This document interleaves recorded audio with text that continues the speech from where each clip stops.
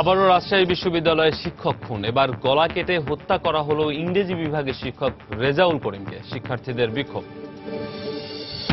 তৃতীয় দফা ইউনিয়ন পরিষদ নির্বাচনে 614টি ইউনিয়নে ভোট গ্রহণ চলছে। নিরাপত্তা ব্যবস্থা জোরদার। গ্রীষ্মের দাবদাহে দেখা দিয়েছে পানিবাহিত রোগের প্রকোপ।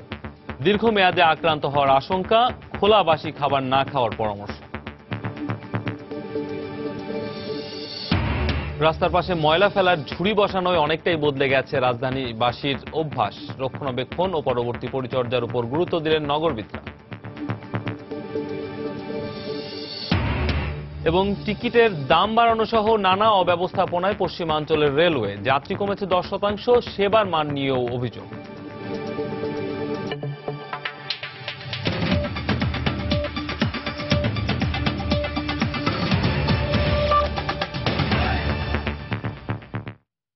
সময় সংবাদের সঙ্গে আছি আমি রামিম হাসান।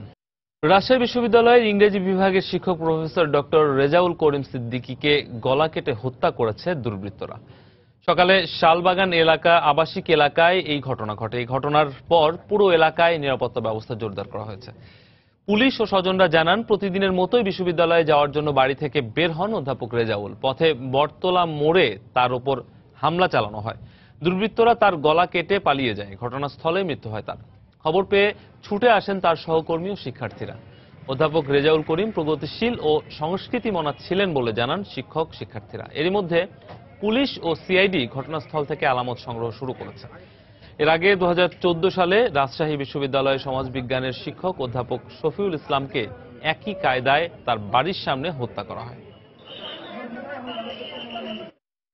আমার কিছুই মনে করছে না, কারণ ও যদি বলতো যে কেউ আমাকে হত্যার হুমকি দিয়েছে বা কোনো কিছু, তাহলে নাহলে আমি ধরে রাখতাম। সেরকম আমি শুধু গেটটা আটকে এসে এখানে বসেছি, আর ওই যে পাড়ের থেকে আসতে যে শতবীর বাবাকে কে জানো হলো গলা কাটে গেছে। আমি তখন কি করবো? আমি তাড়াতাড়ি করে মেডিকেলে নেওয়ার মতো পরিস্থিতি নেই।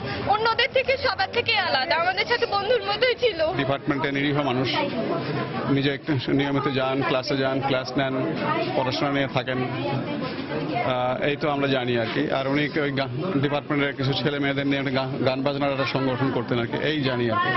এত অনেস্ট, এত ভালো মানুষ আমরা কখনো দেখিনি। কোনো সময় তিনি ধর্মীয় লেখালেখি করেন এই বিষয়ে তার বিভাগের প্রফেসর এবং বিভাগীয় প্রধান আছেন, ওনারও জানা নেই। উনি নিরপেক্ষ মানুষ ছিলেন। ডেড বডি এখন সুরতাল হবে, তারপর পোস্টমর্টম হবে।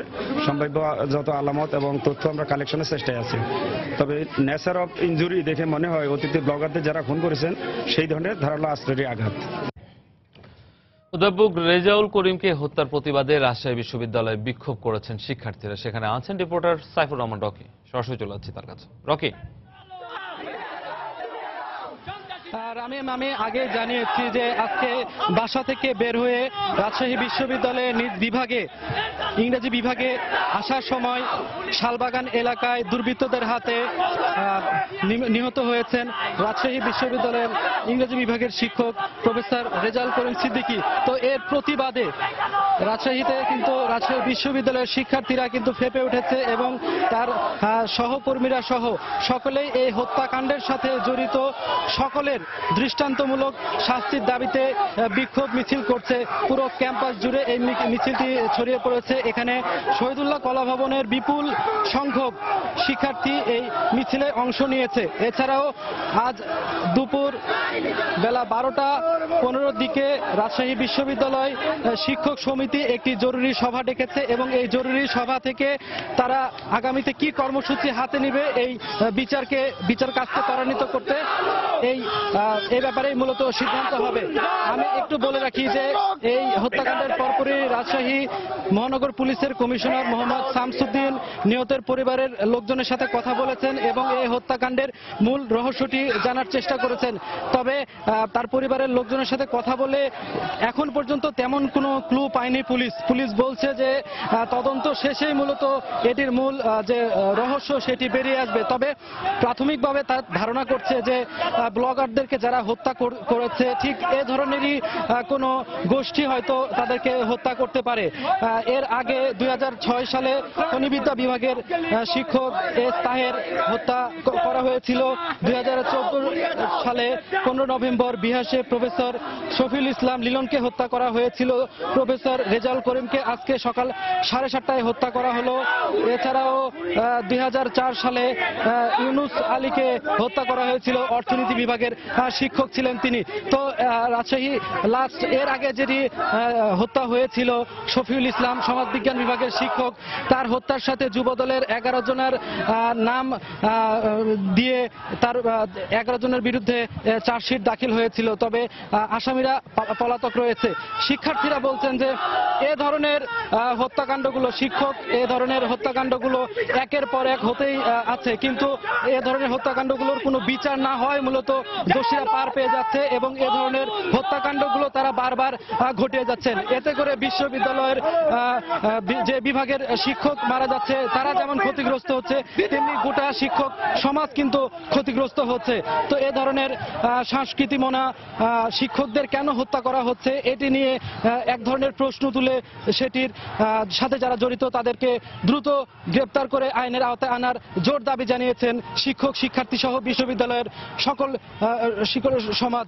তো রামিম, এই ছিল রাজশাহী বিশ্ববিদ্যালয় থেকে যে শিক্ষক মারা গেছে সেই শিক্ষক হত্যাকাণ্ডের যে পর বিভাগের শিক্ষক শিক্ষার্থীরা বিক্ষোভ মিছিল বের করেছিল, এ ঘটনার সর্বশেষ।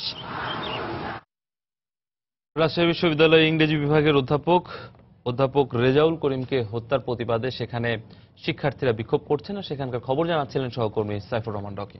বিচ্ছিন্ন কিছু ঘটনা ছাড়া এখন পর্যন্ত নির্বিঘ্নে চলছে ইউনিয়ন পরিষদের তৃতীয় ধাপের ভোট গ্রহণ। সকাল 8টায় 48 জেলার 614টি ইউনিয়ন পরিষদে একযোগে ভোট গ্রহণ শুরু হয়। একটানা চলবে বিকেল 4টা পর্যন্ত। সকালে ভোট গ্রহণ শুরুর আগেই কেন্দ্রের সামনে সারিবদ্ধ হয়ে দাঁড়াতে থাকেন ভোটাররা। বেলা বাড়ার সঙ্গে সঙ্গে বাড়তে থাকে ভোটারের সংখ্যা, আর বেশিরভাগ কেন্দ্রেই নারী ভোটারের উপস্থিতি ছিল চোখে পড়ার মতো। ইউনিয়ন পরিষদের আগে দুদফা নির্বাচনে সহিংসতার কিছু ঘটনা ঘটলেও এই পর্যায়ে এখনো পর্যন্ত বড় ধরনের কোনো সংঘর্ষের খবর পাওয়া যায়নি। তবে কয়েকটি ইউনিয়নে প্রার্থীদের কর্মী সমর্থকদের মধ্যে ধাওয়া পাল্টা ধাওয়ার খবর পাওয়া গেছে। পরিস্থিতি মোকাবেলায় কেন্দ্রগুলোতে আইন শৃঙ্খলা রক্ষা বাহিনীর পর্যাপ্ত সদস্য মোতায়েন রয়েছে বলে জানিয়েছে নির্বাচন কমিশন।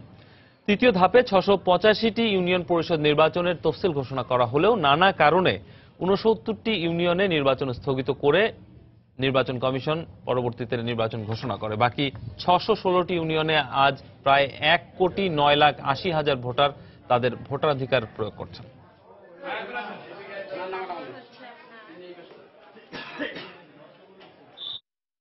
পরিস্থিতি ভালোই, আমরা ভোট দিচ্ছি, সুন্দরভাবে চলছে, সুস্থভাবে ভোট দিচ্ছি আমরা।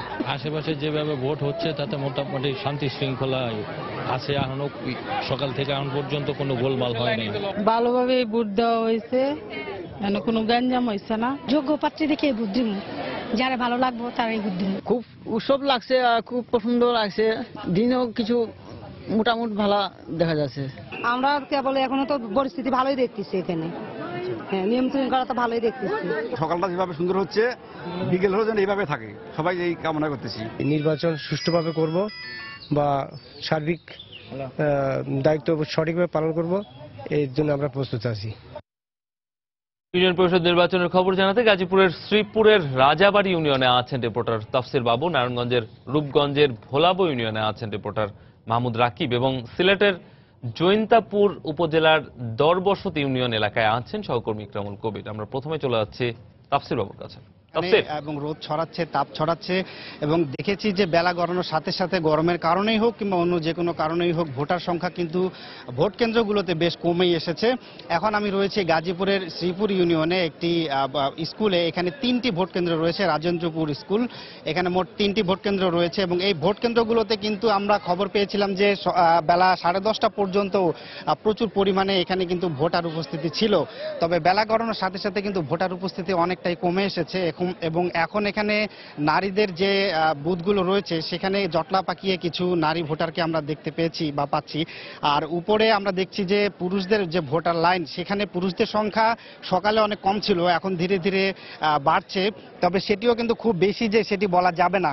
তবে এই ভিতরে যতটা খাঁ খাঁ করছে, ভোট কেন্দ্রের বাইরে কিন্তু পরিবেশটা একেবারে অন্যরকম। ভোট কেন্দ্রের বাইরে কিন্তু শত শত মানুষ আসলে ভোট কেন্দ্রের বাইরে লাইন ধরে দাঁড়িয়ে আছেন, জটলা করছেন, গল্প করছেন এবং চা পান খাচ্ছেন। বলা যায় যে একটা উৎসবের আমেজ ভোট কেন্দ্রগুলোর বাইরে। এবং সেখানে কিন্তু অনেক ভোটারকেও আমরা দেখেছি। তো তাদেরকে আমরা বলেছি যে আসলে আপনারা ভোট না দিয়ে বাইরে জটলা করছেন কেন। তারা যেটি বলেছে যে ভোট দেওয়াটা তাদের কাছে একটা উৎসব এবং তাদের ভাষায় ভোট দিলেই মজা শেষ, যার কারণে তারা একটু বাইরে দাঁড়িয়ে গল্পগুজব করছেন। বিভিন্ন প্রার্থী যারা রয়েছেন তাদের একটু আদর আপ্যায়ন কিংবা এক্সট্রা যে খাতির তাদের ভাষায়, সেগুলো একটু উপভোগ করার চেষ্টা করছেন। এরপরে তারা একটু হেলে দুলে ধীরে সুস্থে হয়তো দুপুরের পরে ভোট কেন্দ্রগুলোতে আসবেন, ভোট দেবেন। আর এখনো পর্যন্ত ভোট কেন্দ্রগুলোতে মোটামুটি শান্তিপূর্ণভাবেই ভোট গ্রহণ হচ্ছে। প্রত্যেকটি ভোট কেন্দ্রে আমরা দেখেছি যে অস্ত্রধারী আনসার সদস্যরা ভোট কেন্দ্রের গেটগুলোতে পাহারা বসিয়েছেন, ভোটার ছাড়া কাউকে ঢুকতে দিচ্ছেন না। এবং পুলিশ সদস্যরাও কিন্তু এখানে মোতায়েন রয়েছেন। সর্বোচ্চ 15 থেকে 20 জন পুলিশ এবং আনসার সদস্য প্রত্যেকটি ভোট কেন্দ্রে অবস্থান করছেন। আর একটি বিষয় বলে রাখি যে এই শ্রীপুরে একটি মাওনা ইউনিয়ন পরিষদ রয়েছে, সেখানে ধানের শীষ প্রার্থী যিনি রয়েছেন ফজলুর রহমান, তিনি কিন্তু ভোট কারচুপির অভিযোগ করেছেন এবং ভোট কারচুপির অভিযোগ এনে তিনি কিন্তু নির্বাচন থেকে সরে দাঁড়ানোর ঘোষণা দিয়েছেন। এই তথ্যটি আমরা জানতে পেরেছি এবং আপনাদেরকে জানালাম। এর বাইরে মোটামুটি শান্তিপূর্ণভাবেই এই গাজীপুরে ভোট গ্রহণ অনুষ্ঠিত হচ্ছে। দর্শক, আমরা এখন চলে যাচ্ছি নারায়ণগঞ্জে, সেখানে রয়েছেন আমাদের সহকর্মী মাহমুদ জাকিব। সেখানকার পরিস্থিতি জানতে চলে যাচ্ছি তার কাছে।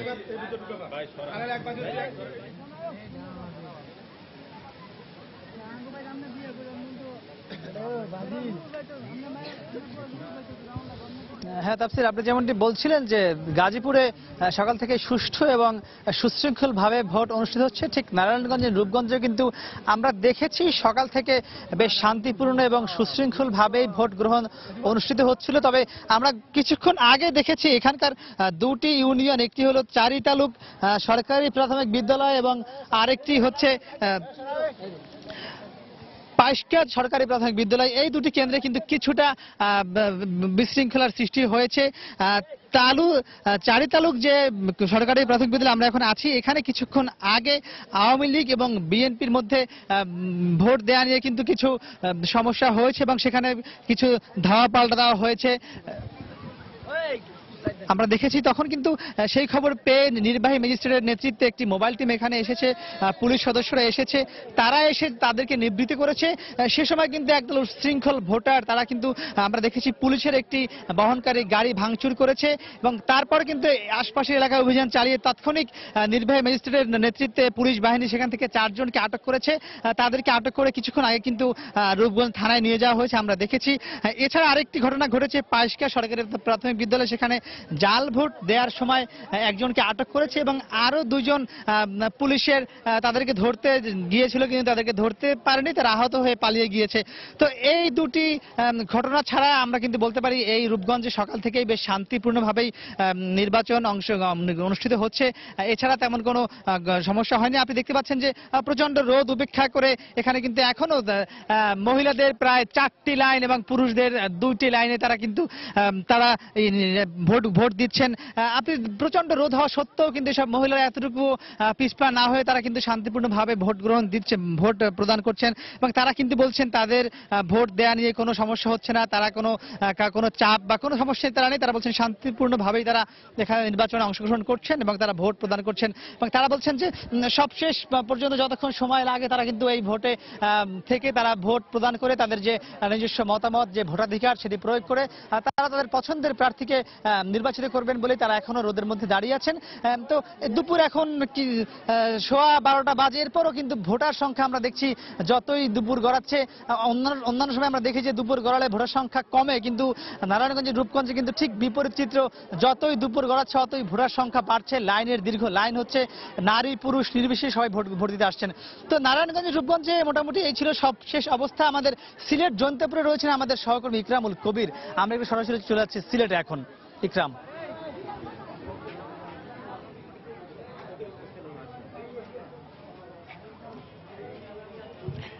ধন্যবাদ রাকিব। সিলেটে অত্যন্ত উৎসব মুখর পরিবেশে ভোট গ্রহণের যে 8 ঘন্টার মধ্যে অর্ধেক সময় অতিবাহিত হয়েছে। আমি এখন আছি তেলিজুরি সরকারি প্রাথমিক বিদ্যালয় কেন্দ্রে। এই সরকারি প্রাথমিক বিদ্যালয়ে 3108টি ভোট রয়েছে এবং 3108টি ভোটের মধ্যে প্রায় অর্ধেক ভোট ইতিমধ্যে কাস্ট হয়ে গেছে, যেটা আমাকে এখানকার যে প্রিসাইডিং অফিসার আছেন এই কেন্দ্রের, সেই প্রিসাইডিং অফিসার মোহাম্মদ আরিফুল হক আমাকে জানিয়েছেন। এবং এই কেন্দ্র সহ জৈন্তাপুর উপজেলার যে 6টি ইউনিয়নে আজকে নির্বাচন অনুষ্ঠিত হচ্ছে, সেই 6টি ইউনিয়নের মধ্যে 56টি কেন্দ্রে ভোট অনুষ্ঠিত হচ্ছে। আপনারা দেখতে পাচ্ছেন যে এই কেন্দ্রে বিশাল লম্বা একটি লাইন রয়েছে এবং আমরা দেখেছি সকাল থেকে প্রত্যেকটি কেন্দ্রে এই ধরনের লাইন আমরা লক্ষ্য করেছি এবং বিশেষ করে নারী ভোটারদের উপস্থিতি আমরা সকাল থেকে প্রত্যেকটি কেন্দ্রেই বেশ লক্ষ্য করেছি। নারী ভোটারদের উপস্থিতি এখন একটু কমে গিয়েছে এবং যে কারণটা হচ্ছে কি সকাল দিকটায় দুপুরে 12টার আগ পর্যন্ত নারী ভোটারদের উপস্থিতি সব সময় আমরা লক্ষ্য করেছি। গত 22 মার্চ এবং 31 মার্চ যে নির্বাচন অনুষ্ঠিত হয়েছে সেই নির্বাচনগুলোতে আমরা দেখেছি। এইবার দলীয় প্রতীকে প্রথমবারের মতো নির্বাচন অনুষ্ঠিত হওয়ায় একেবারে অন্য আমেজে নির্বাচন অনুষ্ঠিত হচ্ছে। সবার মধ্যে একটি উৎসব পরিবেশ বিরাজ করছে এবং সবাই আমরা অন্যান্য ইউনিয়ন পরিষদ নির্বাচনগুলো দেখেছি, গত 2010-এ যে নির্বাচন হয়েছে তার আগেরগুলো দেখেছি। এইবারের মতন একটি ভিন্ন মাত্রা যোগ হয়েছে। সবাই যেমন আমরা এই ভোট কেন্দ্রে দেখেছি বাইরে উৎসুক দর্শক জনতা রয়েছে এবং আইন শৃঙ্খলা রক্ষা বাহিনীর পাশাপাশি এই যে যারা এখানে ভোট কেন্দ্রের বাইরে আছে তাদের মধ্যেও একটি শৃঙ্খলা ভাব আমরা লক্ষ্য করেছি এবং ভোট কেন্দ্রের শৃঙ্খলা বজায় রাখতে তারাও বেশ অগ্রণী ভূমিকা পালন করেছে। আমরা দেখেছি এই কেন্দ্র সহ এই যে 6টি ইউনিয়ন রয়েছে, জৈন্তাপুরের প্রায় প্রত্যেকটি ইউনিয়ন আমরা কিছু কিছু ভোট কেন্দ্রে ঘুরে এসেছি এবং আমরা প্রত্যেকটি ভোট কেন্দ্রে দেখেছি যে আইন শৃঙ্খলা রক্ষা বাহিনীর সদস্যরা অত্যন্ত তড়িৎ গতিতে কোনো জায়গায় কোনো লম্বা লাইন কিংবা কোনো বিশৃঙ্খলা সৃষ্টি হলে কিংবা জটলা সৃষ্টি হলে তা শৃঙ্খলার মধ্যে এনেছে।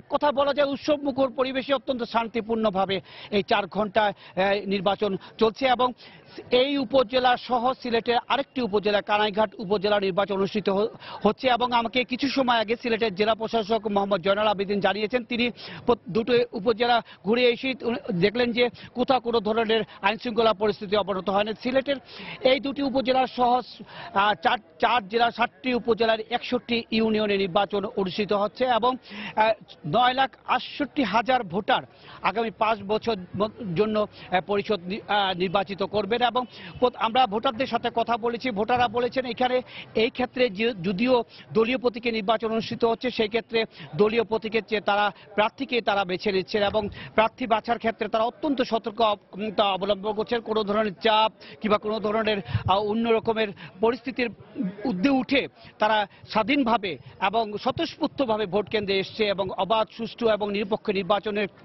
যাতে পরিচালিত হয় সেক্ষেত্রে স্থানীয় প্রশাসন, বিজিবি, র্যাব, পুলিশ সহ অন্যান্য আইন শৃঙ্খলা রক্ষা বাহিনী নিয়োজিত রেখেছেন এবং এইভাবে আগামী 4 ঘন্টায় নির্বাচন অনুষ্ঠিত হবে বলে আমাকে স্থানীয় প্রশাসন এবং বিভিন্ন সূত্রগুলো জানিয়েছে। কোনো ধরনের কোনো বিশৃঙ্খলার কোনো খবর তারা পেলে তড়িৎ গতিতে তারা এগুলা সমাধানের চেষ্টা করবে। রামিম, এই ছিল সিলেট বিভাগের এবং এই কেন্দ্রের ভোট গ্রহণের সর্বশেষ পরিস্থিতি। দেশের বিভিন্ন এলাকা থেকে ইউপি নির্বাচনের খবর জানাচ্ছিলেন আমাদের সহকর্মীরা। সময় সংবাদে আরো থাকছে। নিয়ম নীতি তোয়াক্কা না করে টাঙ্গাইলে লোকালয় ও ফসলি জমিতে গড়ে উঠছে ইট ভাটা। জমির আবাদ কমার পাশাপাশি স্বাস্থ্য ঝুঁকিতে এলাকার মানুষ।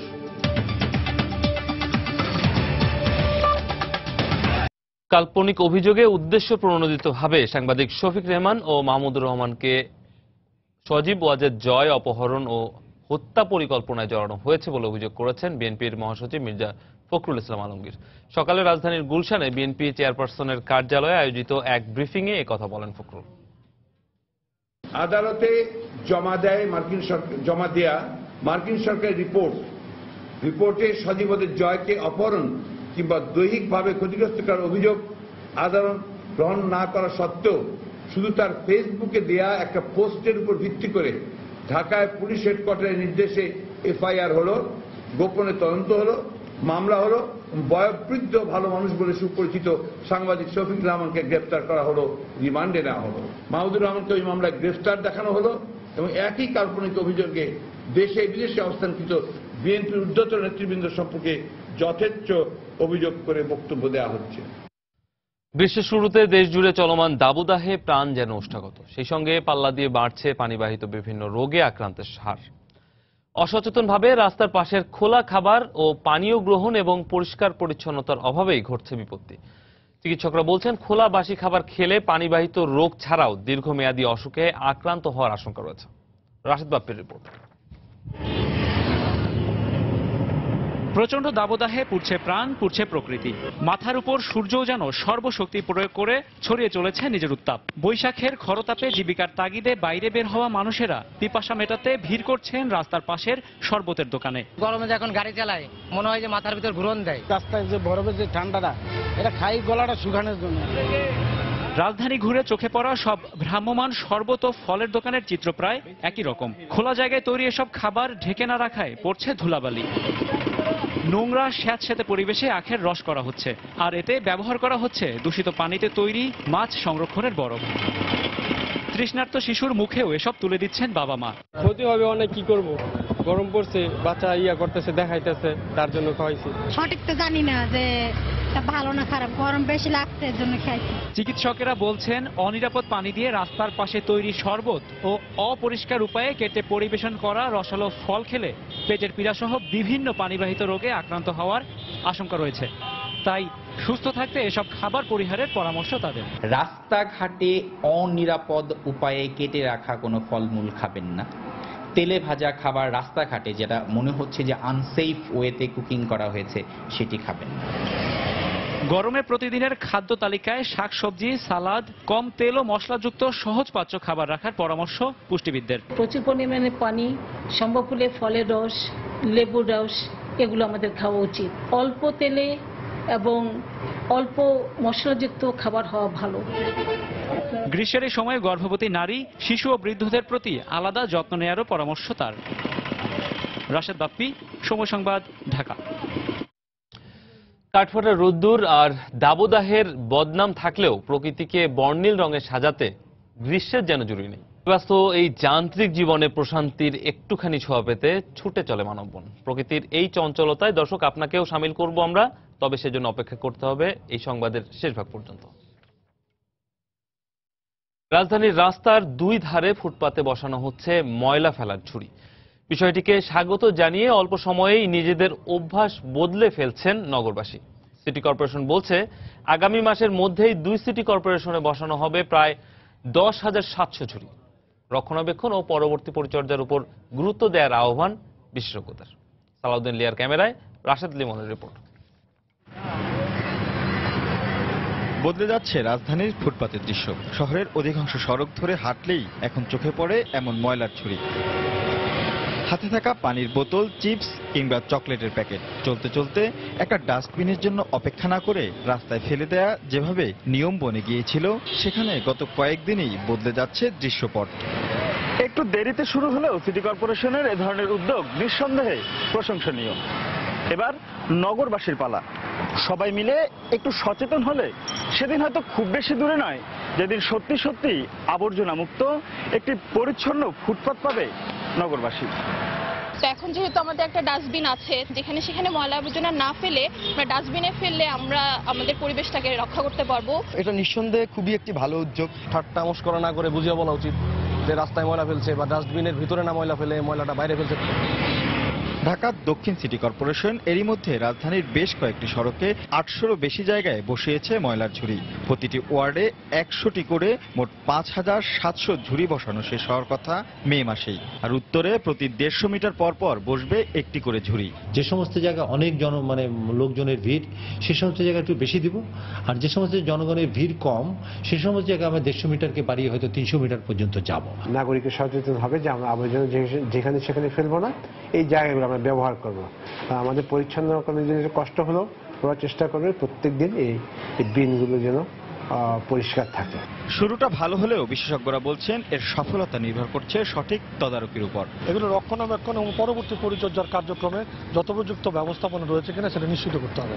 অতএব এই নতুন উপসর্গটি পরিষ্কার পরিচ্ছন্নতায় যদি লোকালি মানুষকে ইনভলভ করে করা যায়, কমিউনিটি ক্লিনার দিয়ে করা যায়, সেরকম একটা পদ্ধতি করতে হবে। পাশাপাশি সাধারণ মানুষকে ব্যবহারে উদ্বুদ্ধ করতেও উদ্যোগী হতে সিটি কর্পোরেশনের প্রতি আহ্বান তাদের। রাশেদ লিমন, সময় সংবাদ, ঢাকা। সময় সংবাদ আরো থাকছে।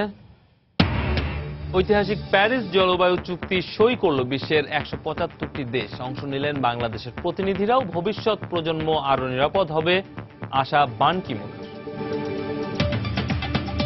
আবারও ইউনিয়ন পরিষদ নির্বাচনের খবর জানাতে ময়মনসিংহের নান্দাইলের চণ্ডীপাশা ইউনিয়নে আছেন রিপোর্টার হারুনুর রশিদ। চলে যাচ্ছি তার কাছে। হারুন, বিজেকে ফোন দেয় নাই। হারুন, জানতে চাচ্ছিলাম যে সেখানকার নির্বাচনী পরিস্থিতি কেমন দেখছেন? কেন্দ্রে এই ভোট কেন্দ্রে সকাল থেকেই ঠিক 8টা থেকেই ভোট গ্রহণ শুরু হয়েছে এবং এখন পর্যন্ত মোটামুটি দু একটি বিচ্ছিন্ন ঘটনা ছাড়া শান্তিপূর্ণভাবেই এই কেন্দ্রে ভোট গ্রহণ সম্পন্ন হয়েছে। আমরা এখানে জানতে পেরেছি যে আসলে এখানে যে ভোট গ্রহণ চলছে সকাল থেকেই, কিছুক্ষণ আগে এখানে একটি অপ্রীতিকর ঘটনা ঘটেছে। একজন জাল ভোট দেওয়ার সময় একজন রনি নামে এক যুবক আটক হয়েছে এবং এখানকার যে নির্বাহী ম্যাজিস্ট্রেট রয়েছেন তিনি সেই যুবককে জাল ভোট দেওয়ার অপরাধে 6 মাস সশ্রম কারাদণ্ড প্রদান করেছেন। এছাড়াও এখানকার যে ভোট গ্রহণের পরিবেশের কথা যদি বলি, একটু ভোট কেন্দ্রের ভিতরের পরিস্থিতি আসলে কিছুটা সমস্যা রয়েছে। এখানে যেমন এখানে বেশ কয়েকজন এজেন্ট অভিযোগ করছিলেন যে কিছু কিছু এজেন্ট যারা ভোট দিতে এসেছেন সেই যারা ভোট দিচ্ছেন তাদের ভোট দেওয়ার সময় তারা সরাসরি তাদের কাছে যাচ্ছেন এবং ভোট দেওয়ার সহযোগিতা করছেন। এ ব্যাপারে কয়েকজন এজেন্ট অভিযোগ করেছেন, এই অভিযোগটি এখানে আছে। এছাড়া মোটামুটি শান্তিপূর্ণভাবেই ভোট গ্রহণ চলছে। আমরা এখানে দেখতে পাচ্ছি যে বাইরে এখন পর্যন্ত অনেক লোক অবস্থান করছে এখানে দাঁড়িয়ে তারা ভোট দিচ্ছেন এবং আমরা দেখতে পাচ্ছি যে বিভিন্ন প্রার্থীর এজেন্ট পোস্টার লাগিয়ে, বিশেষ করে নৌকার প্রার্থীর যারা রয়েছেন সেই নৌকার প্রার্থীর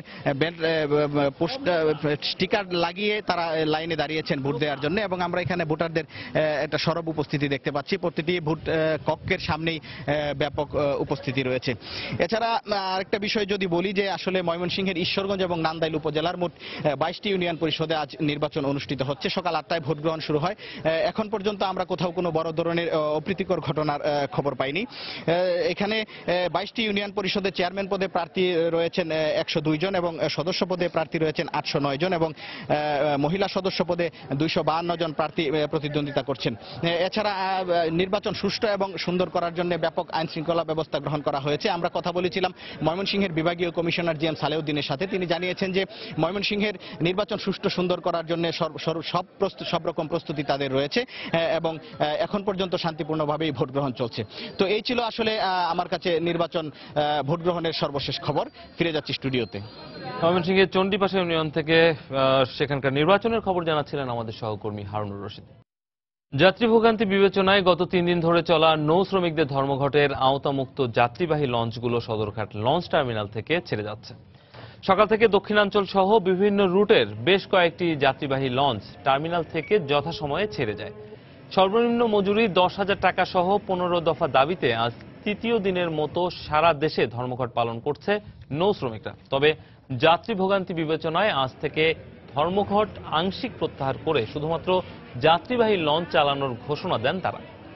ফলে গত 3 দিনের ভোগান্তি শেষে আজ স্বস্তি ফিরে এসেছে যাত্রীদের মাঝে।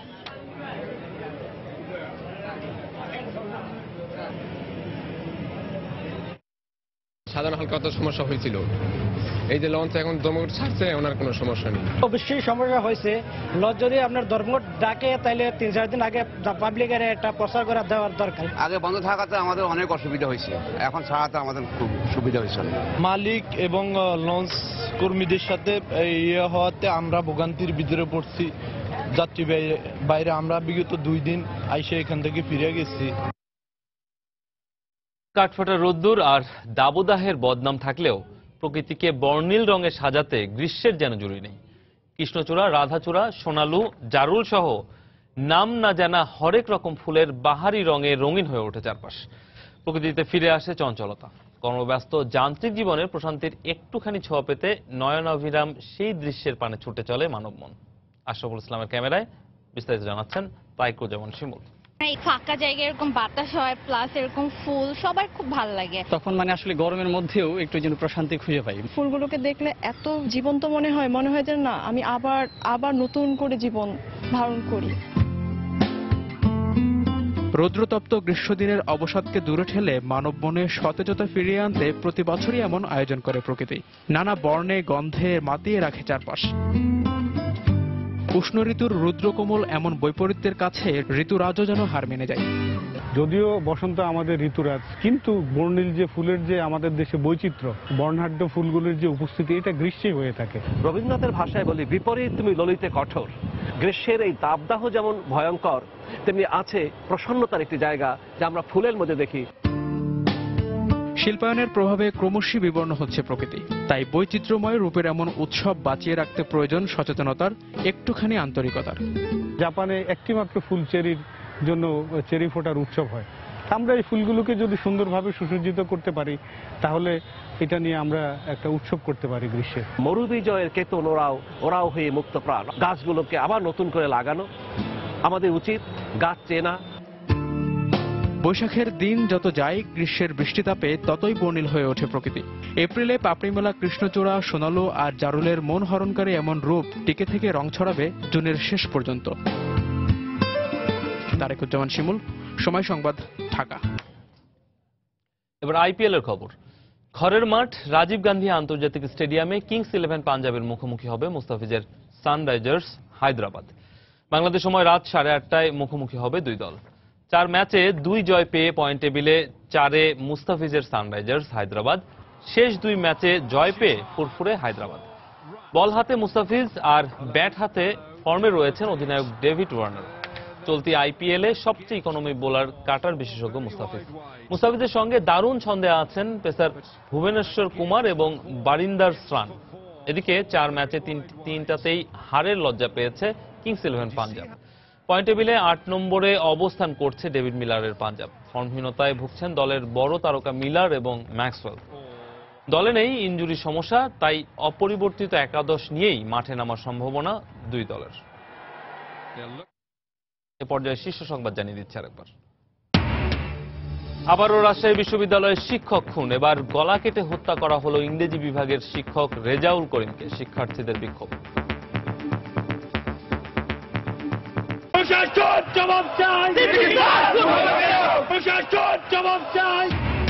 শান্তিপূর্ণভাবে চলছে তৃতীয় দফা ইউনিয়ন পরিষদ নির্বাচনের 614টি ইউনিয়নে ভোট গ্রহণ। কিছু এলাকায় বিচ্ছিন্ন ঘটনা, নিরাপত্তা ব্যবস্থা জোরদার। গ্রীষ্মের দাবদাহে দেখা দিয়েছে পানিবাহিত রোগের প্রকোপ। দীর্ঘমেয়াদে আক্রান্ত হওয়ার আশঙ্কা, খোলাবাসি খাবার না খাওয়ার পরামর্শ। রাস্তার পাশে ময়লা ফেলার ঝুড়ি বসানোয় অনেকটাই বদলে গেছে রাজধানীবাসীর অভ্যেস। রক্ষণাবেক্ষণ ও পরবর্তী পরিচর্যার উপর গুরুত্ব দিলেন নগরবিদরা। এবং টিকিটের দাম বাড়ানো সহ নানা অব্যবস্থাপনায় পশ্চিমাঞ্চলের রেলওয়ে। যাত্রী কমেছে 10%, সেবার মান নিয়েও অভিযোগ।